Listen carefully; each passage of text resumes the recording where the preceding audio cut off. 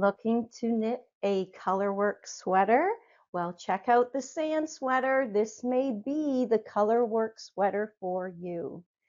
I just finished this sand sweater and I'm super happy with it. Let me tell you a little bit about this lovely colorwork sweater.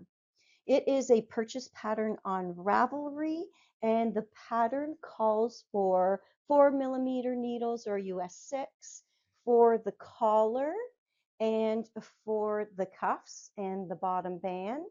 They recommend in the color work that you use a 6mm needle, and then when you move on to the body and to the sleeves of the sweater, it's recommended that you drop to a 5.5. The reason they ask you to use a larger needle with color work is so that it doesn't get too tight. This is a top-down construction starting with an Italian or tubular cast on. You're using your smaller needles and making this lovely, fluffy, large collar, which is so comfy and warm. Then you move into the color work. I chose to do 3 different colors. The pattern gives you the option to do 3 or 4 different colors.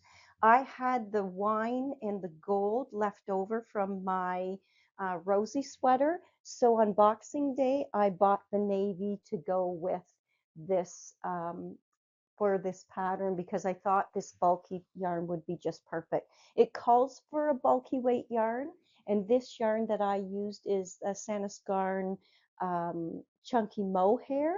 It's called Ballerina, and it's a little bit rough when you're working with it, but once you wash and block this, it is absolutely lovely. So let me tell you a couple things about this sweater that I really like. It is a top-down construction, so there's nothing to sew together. It is done in the round, and with this color work, even though there's 3 colors there, there's only about 2 rounds where I had to hold all 3 colors. The most of the time you're only working with 2 colors. And one thing that I did change with this color work is you'll notice this last bit of gold that's in the color work. The pattern actually called for that to be the maroon color, but I just decided I wanted to add a little more gold. So instead of doing that in the wine color, I did that in the gold color. Something else that I really love about this pattern, when I hold it up, you can see that the back is a little bit longer on an angle than the front of the sweater. And that's because the German short rows aren't done up at the shoulders. They are done later on in the body at the back of the sweater. And I've never done that before, but it is a great fit. I really love that.